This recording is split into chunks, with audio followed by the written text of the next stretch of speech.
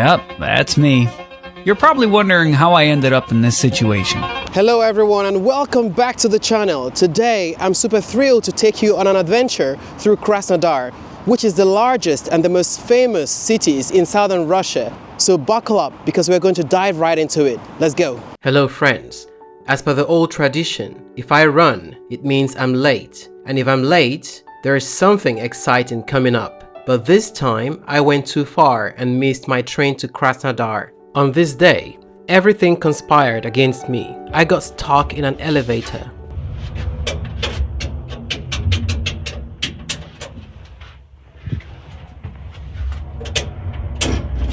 And a taxi didn't come for me multiple times. When I realized I couldn't take a taxi, I went down to the subway. But there, I was in for an unpleasant surprise.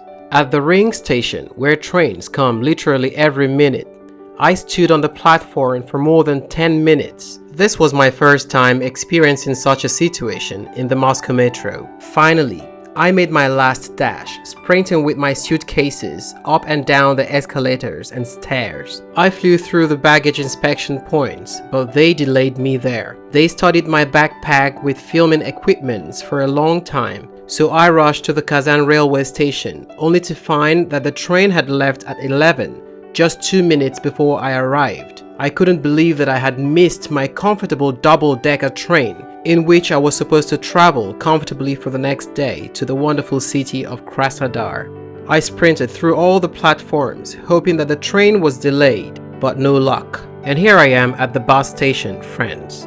At the moment, I didn't know what awaited me, and was even glad to have this option. How naive I was.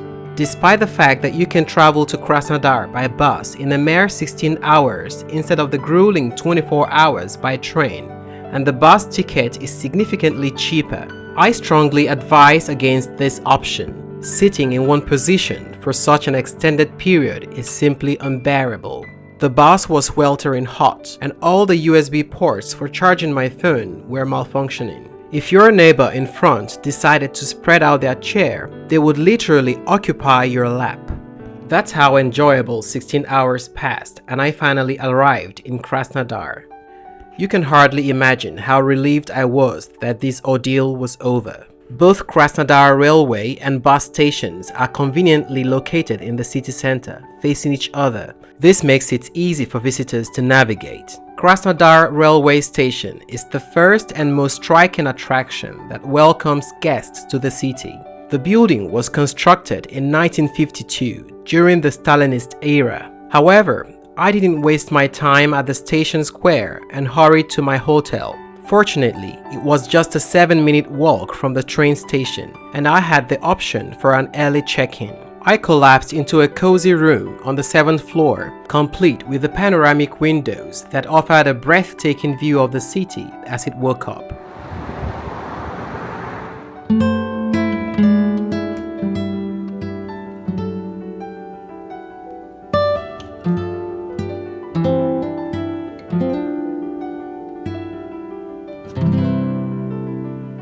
After a short rest, I hurried to the streets of Krasnodar. This city was previously called Yekaterinodar in honor of the Empress Katherines II, who in 1792 donated the Kuban lands to the Black Sea Cossack Army, and in 1920, the city was renamed Krasnodar in honor of the Red Revolution. Meanwhile, I found myself at Alexander Nevsky Cathedral. This is a temple of the Yekaterinodar Diocese of the Russian Orthodox Church. It was originally built in 1853 to 1872 on the market square of the then Yekaterinodar. The construction lasted 19 years. Relics of the Kuban Cossacks were kept in the cathedral, and all the solemn ceremonies of the Cossacks of Yekaterinodar took place there. The famous military singing choir operated at the temple, which became the prototype of the later famous Kuban Cossack choir. In 1932, by decision of the city council, the cathedral was blown up. In front of the military cathedral of the Holy Prince Alexander Nevsky, a cross of worship was erected in honor of Cyril and Methodius, the founders of Slavic writing, preaching, and Christianity. The date of the monument's installation is not known for sure, presumably in the spring of 1994. The cross of worship, located in the heart of Krasnodar, is a unique structure because of the purity and whiteness of the stone, the clarity and detail of the image of the saints. The monument is made of white limestone in the form of a rounded cross located on the granite elevation. The upper part of the cross is inscribed in a circle, the symbol of the sun. Jesus Christ is depicted in the central part, and the Holy Trinity is located above the image of the Savior. On the right side is the image of the Virgin. On the left is the image of John the Baptist. Under the image of the Savior, in the lower part of the cross, are depicted the brothers' first teachers, Cyril and Methodius. On the reverse side of the memorial structure, there is an inscription in Church Slavonic, in memory of our fathers, equal to the apostles Methodius and Cyril, the saints of the Slavs. The word of the Lord will spread about you. On March 15, 2020, Archpriest John Garmash, rector of the Alexander Nevsky Cathedral, consecrated the cross of worship after its restoration. The decision to restore the Alexander Nevsky Cathedral was made in 2003 by the governor of the Krasnodar territory, Alexander Nikolaevich Tkachov. It was decided to restore the military cathedral in a new place, at the beginning of the Krasnaya Street near the Fortress Square. Let's take a look inside and see everything together with you.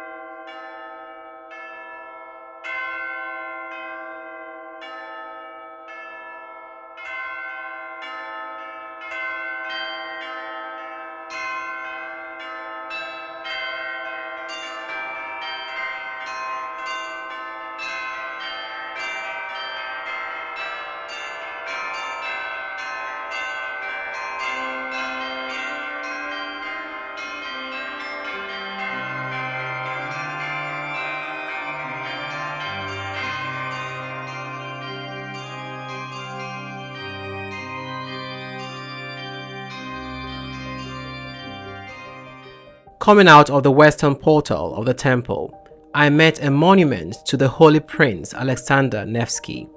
The appearance of this monument near the walls of the cathedral of the same name is by no means accidental. More than 2 centuries ago, the Cossacks of the Black Sea Cossack Army, who moved to the New Lands, chose the legendary prince as their heavenly patron. The monument was inaugurated on April 14, 2020, and on its bronze pedestal is mounted on a 2-level cylindrical pedestal, on the top of which stands the figure of the prince with a height of 6.4 meters. The latter is depicted in full combat attire, with a cloak draped over his shoulders, with a sword on his right hip and a pointed helmet held in the crook of his arm. Under the prince's feet are the swords of the Knights of the Livonian Order. At the corners of the pedestal are elegant sculptural images of guardian angels and mare-bearing wives. The authors of the monument are sculptor Sergei Isakov and architect Sergei Isakov.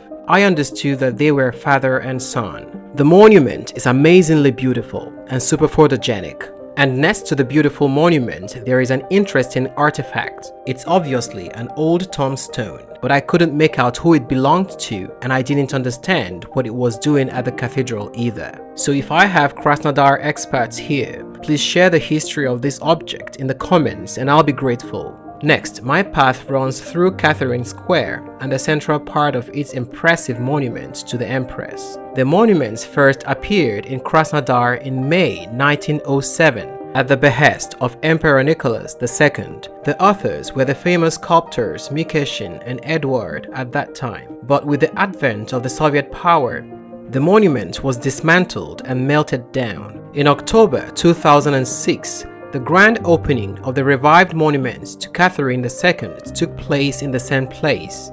The composition of the monument contains various historical characters: Empress Catherine herself, Prince Potemkin, Cossacks of the Black Sea Army, and others.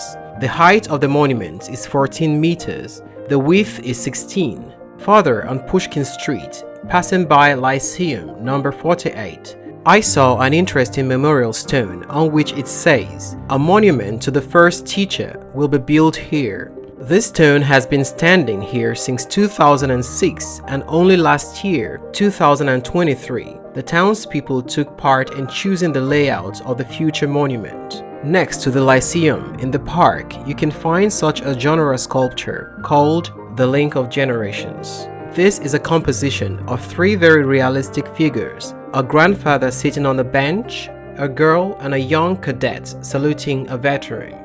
The author of the sculpture is Georgy Zakharian. The prototype of the main character of the composition was the sculptor's grandfather, a native of Kuban, a participant in the Great Patriotic War, Grigory Tonoyan. The monument, Connection of Generations, is the personification of the past and the future, respect for the defenders of the fatherland from the younger generation to the older. It serves as clear example of patriotic education from which heroes, the younger generation, should take an example. The monument was erected to mark the 70th anniversary of victory in the Great Patriotic War. And on the other side of the square is the House of the Legislative Assembly of the Krasnodar region. A beautiful cascading fountain is installed in front of the main facade of the building on Cossack Square. The perimeter of the square is framed by flags of the districts that are part of Krasnodar territory. Initially, a monumental building was located on the site of the Legislative Assembly. It occupied an entire block. However, it was destroyed and a new one was built in 1896. It was built by a private person specifically for the district court. Then it was bought by the Mihailo Athers monastery and leased to the court. In 1904, the Katherines District Court became the official owner of the building. In 1918, the Soviet government came. At various times, the building housed the regional court, the prosecutor's office, the military enlistment office, and the hospital. During the Great Patriotic War, the building was seriously damaged during the bombing.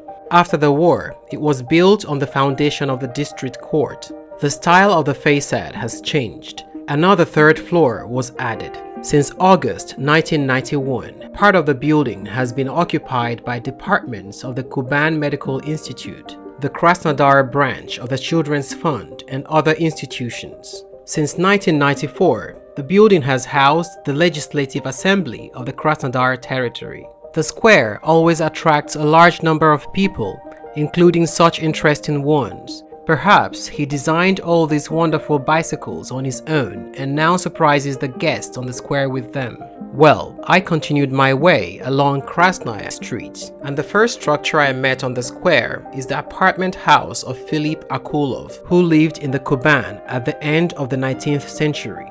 Having earned an impressive amount of capital, being a responsible construction contractor, Akulov decides to build an apartment building on the corner of the Krasnaya and Serfnaya streets according to the project of the talented architect Kozlov. The new building occupied a corner plot and became an ornament of the city because Akulov did not skimp on either the exterior decor or the interior decoration. The architect crowned the buildings with two ribbed domes along the side facades and a square superstructure with a rounded belvedere in the center. The geometric straight line of all the windows gave the house an airiness. Small two balconies, open corner terraces, bay windows, decorative stucco with floral ornaments. All this enriched the overall composition. Akulov rented out separate rooms and floors for apartments. In 1913, the famous Kuban oculist Stanislav Vladimirovich Achapovsky lived and practiced in this beautiful building. In the spring of 1918, the headquarters of the Red Guard for the defense of Yekaterinodar from Kornilov troops was located here.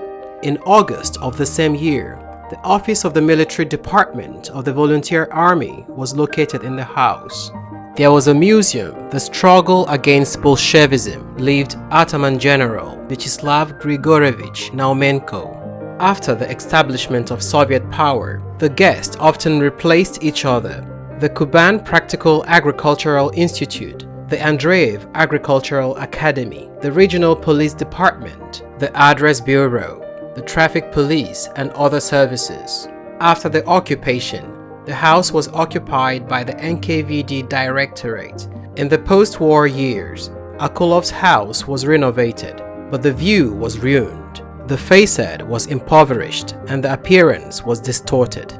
Now, there is a specialized department for ensuring the established order of activities of the courts of Krasnodar. Next to Akulovs House is the building of the Krasnodar Regional Library, named after Pushkin, and Alexander Sergeyevich himself meets in the form of a monument at the library. The history of the building is quite curious. Boris Cherachov, an Armenian merchant, lived in Yekaterinodar. One day, he promised to bring his beautiful wife from Paris a set of expensive gold jewelry. But the wise woman refused generous gifts and asked for something completely different. "You'd better build a school with this money." The building of the Armenian College was erected in 1916 by famous architects Nikolai Kozopolyansky and Lev Fedorovich Eberg. Boris Vlasievich Cherachov donated the funds for its construction, and as a sign of gratitude, the Armenian Society assigned his name to the school, as stated by the inscription on the pediment. Boys and girls, mostly Armenian nationality, studied here. Well, next to the historical building of the Armenian School, there is a concrete remodel of the courthouse, which does not fit into the authenticity of this place at all. Opposite is the House of Political Education, a building obviously of Soviet construction, very typical architecture of those times. Now, there is a concert hall here, and it is in the place where you can listen to the famous Kuban Cossack choir. Just look who I met in the cozy museum courtyard right behind the Political Education building. This is an iron triceratops created by a local art group working in a style of trash art. The material for the creation was components from used office equipment. I'm not a big connoisseur of modern art, but this is a direction I like, when an artist can literally create something beautiful out of garbage. I think it's amazing and deserves respect, but what do you think? Next, I was greeted by the beautiful mansion of Adigay Prince BBE Sharddanov. The building is both beautiful from the outside and from the inside. The interiors of the past are well preserved in it. The facade of the house is decorated with Persian dragons, traditional Muslim symbols, a star and a crescent moon, as well as an inscription in Arabic. This mansion was built by BBE Sharddanov in 1905. The first floor of the mansion was designed for retail establishments, and the living rooms were located on the second floor. A separate carved door led there. The owner was very proud of his house, but he lived in it only for a year and a half. In 1907, Sharddanov rented the second residential floor for an art gallery, which collector Fyodor Kovalenko presented to the city. Sharddanov had a good reason to give up the mansion. He loved the wife of his friend, Ataman Mikhail Babich, and he was appointed military commander in another region, and Sharddanov left after them. Later, the owner of the mansion emigrated to Italy altogether, and his house still houses an art gallery and art museum named after Kovalenko. There is another old mansion next door on Sovietskaya Street. The house named after merchants Tarasov. The Tarasovs themselves did not live there, and the mansion was originally built as a donation by merchants to the parish trusteeship. The building is in excellent condition and now houses the prosecutor's office of Krasnodar territory. Next to the prosecutor's office is the building of the Armenian parish trusteeship.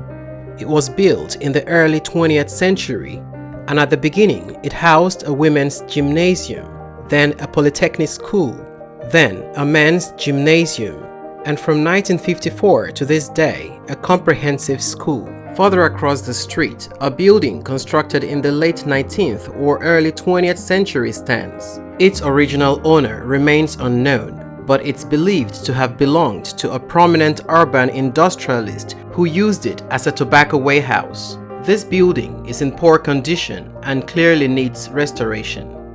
Returning to Krasnaya Street, I noticed another grand mansion in front of me. From 1888 to 1900, this building housed the apartment of Matiev Kuznetsov, the heir to the influential Kuznetsov dynasty. Under his leadership, the porcelain business of Russia reached new heights. Merchant Kuznetsov generously rented out spacious premises, including a notary's office, an envelope factory, and a board of an oil mill. After the Russian Revolution, the house was converted into a residential building and occupied by the City Executive Committee. In 2002, a conservatory was established within its walls based on the Kuban State Institute of Culture. Next, my attention was drawn to the house of General Nazarov, who tragically passed away before the mansion's completion in 1887. Its striking brickwork resembling stone lace, columns, two symmetrical balconies, intricate cornices and attic decorations, and two four-sided towers at the corners of the facade exudes elegance and grandeur. Directly opposite, another striking building caught my eye, the BBE House, renowned for its rich exterior decorations. It was affectionately nicknamed the House with Lions due to the decorative lion masks adorning its facade. The owner generously rented out his magnificent house for residential apartments, later to a Russian Asian bank. After the bank's sale and the owner's departure abroad, the mansion housed the Central District Library from 1924 to the present. The ground floor currently serves as a book depository, while the second floor houses a subscription department and two spacious reading rooms.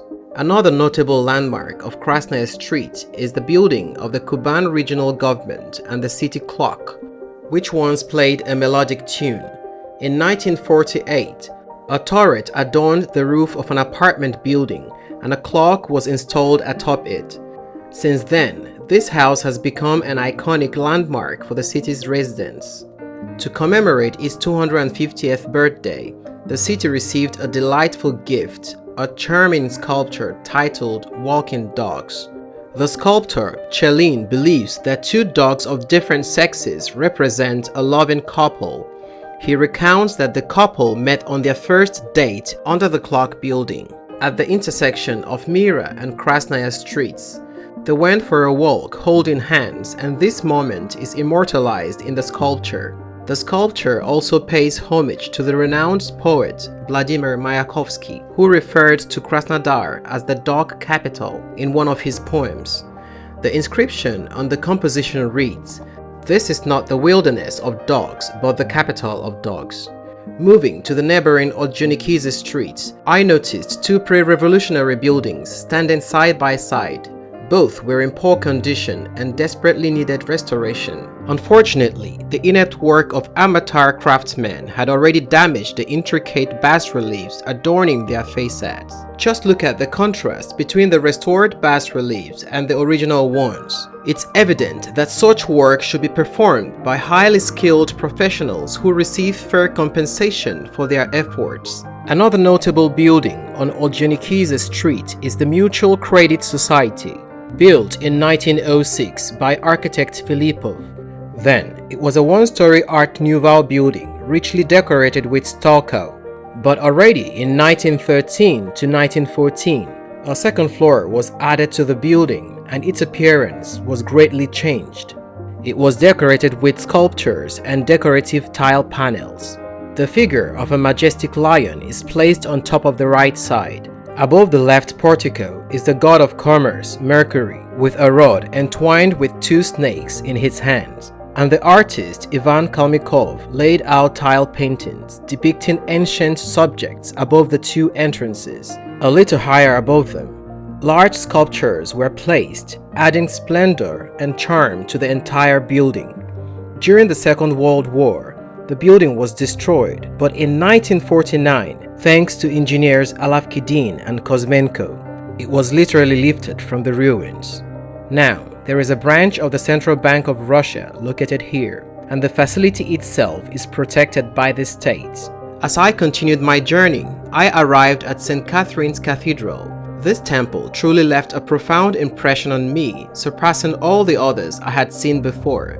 The construction of St. Katherines Cathedral commenced on October 17, 1889, commemorating the royal family's miraculous rescue from death during a train wreck. The main altar was consecrated in honor of the Great Martyr, Catherine, while the other 6 altars were dedicated to the heavenly patrons of the royal family. They had been preparing for construction for several years, but the city authorities couldn't decide whether to build a new temple or restore the old wooden Catherine church. As a result, it was decided that it would be more expedient to construct a magnificent temple with historical significance than to spend money on restoration of the old Catherine church. The new cathedral was laid in 1900, designed by Ivan Margerb. The main altar of St. Katherines Cathedral was consecrated on March 24, 1914. The temple turned out to be grandiose and monumental, with a Byzantine style and figured brickwork. It could accommodate 4,000 parishioners, earning it the nickname Red Cathedral from the residents of Ekaterinodar. In 1922, over 100 kilograms of silver church utensils were seized from the church to help the hungry people of the Volga region. In the 1930s, after the ban of the bell ringing, the bells of the cathedral were melted down. After 1934, the building itself began to be used as a warehouse, granary, and later as an aircraft engine repair shop.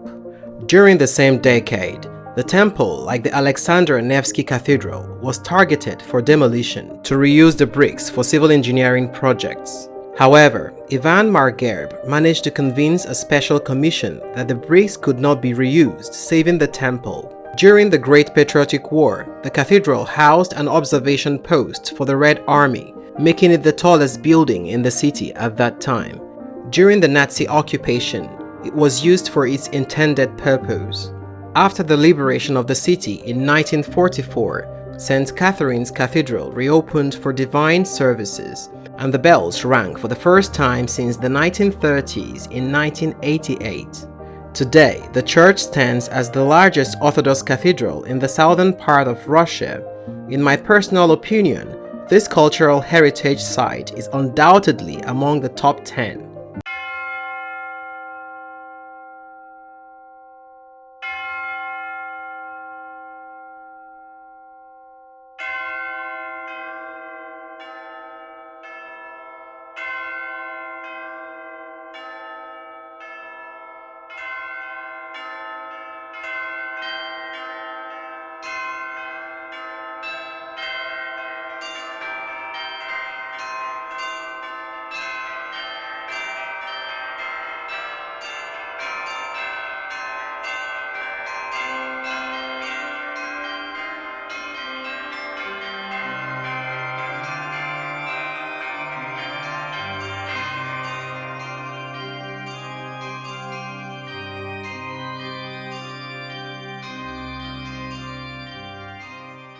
After visiting the cathedral, I found myself at the administration building of the Krasnodar territory.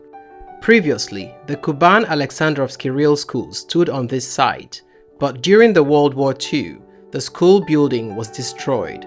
After the war, it was decided to construct a building for the Krasnodar Regional Council on this same site. Construction began in 1956, and by 1961, the House of Soviets was operational.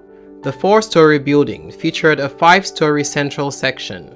However, by the end of the 1960s, the House of Soviets no longer had the capacity to accommodate the entire regional party apparatus.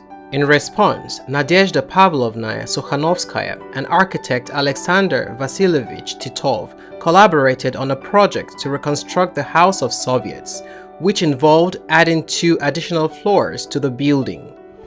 The reconstruction project commenced in 1970 to 1971, and 2 floors were successfully added to the House of Soviets. In 1974, the building's facade underwent a meticulous reconstruction. To this day, the building retains its distinctive appearance. At the main facade of the administration building, there stands a monument dedicated to the Kuban Cossacks. This obelisk commemorates the 200th anniversary of the Kuban Cossack Army. It is an exact replica of the monument erected in Ekaterinodar in 1897, which unfortunately met its demise during the Soviet era in the 1930s. The restored monument was reinstalled in 1999 in its original location. Interestingly, the square used to be located on the outskirts of the city but has since moved to the heart of Krasnodar at the intersection of Krasnaya and Ojunik Street. Opposite the administration building, a small square named after Georgy Zhukov occupies an entire city block. It boasts its own unique attractions. First and foremost, it houses a monument to the Marshal of Victory on a towering pedestal. Immediately behind it stands a colonnade adorned with an arch, atop which rests a bronze statue of George the Victorious, piercing a snake with a spear. The walls of the colonnade are adorned with marble slabs, bearing the names of renowned residents of Kuban. This place is aptly named. Kuban is proud of them. The square's centerpiece is a magnificent fountain bowl where visitors can feed the pigeons and enjoy the enchanting sight of illuminated streams in the evening.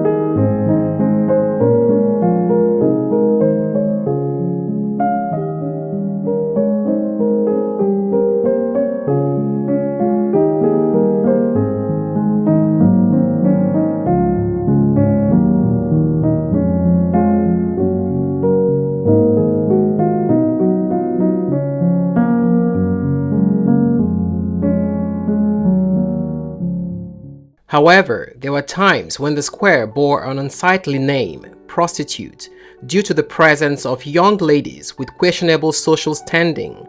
Such a shameful reputation.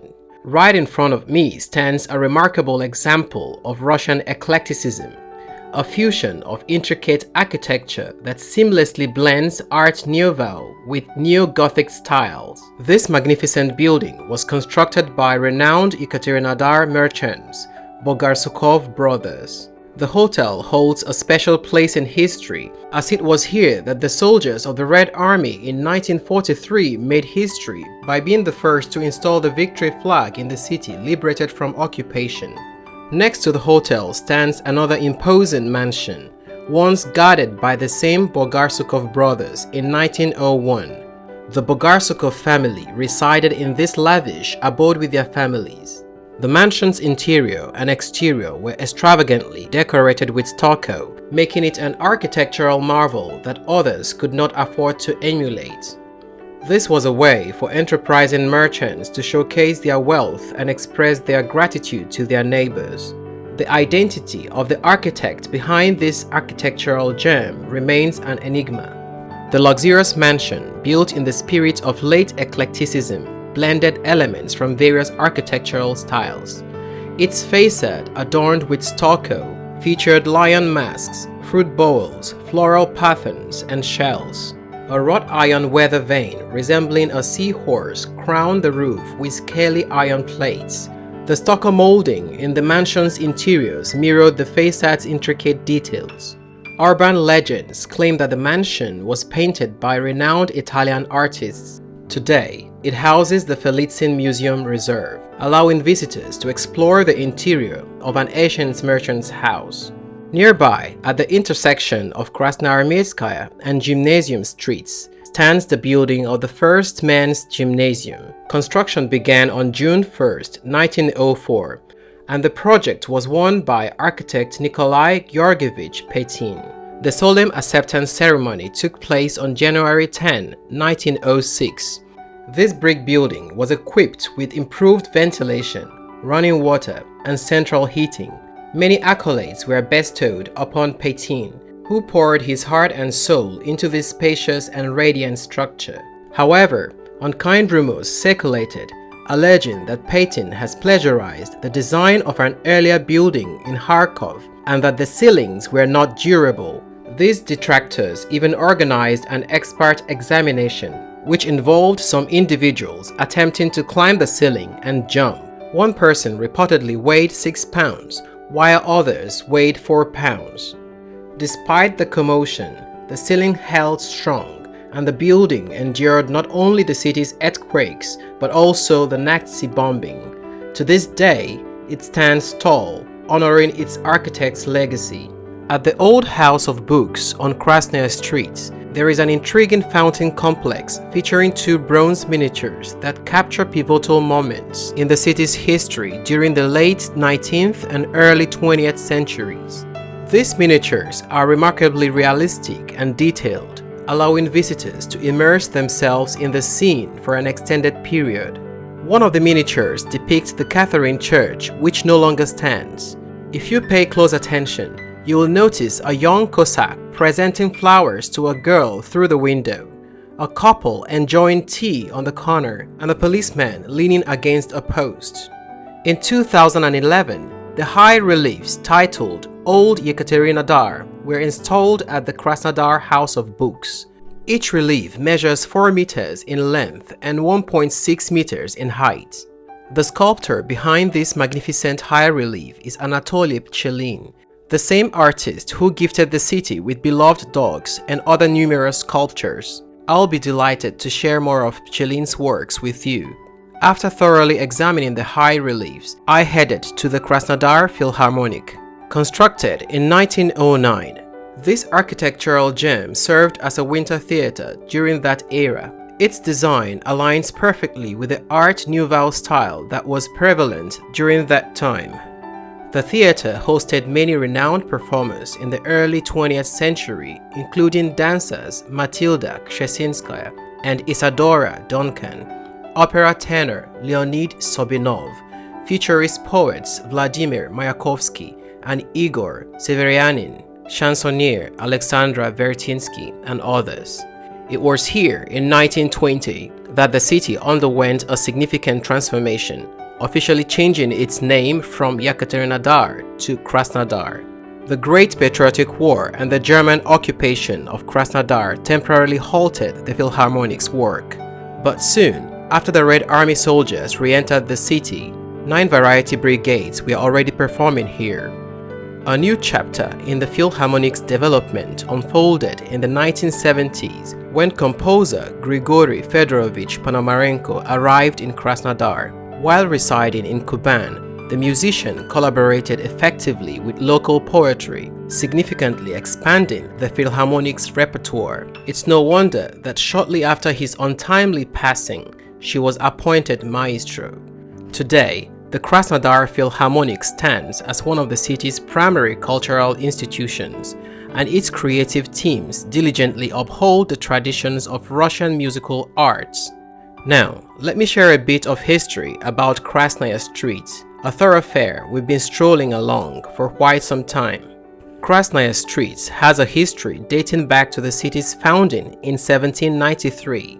However, it wasn't until the second half of the 19th century that it acquired its current name, which means beautiful in Russian.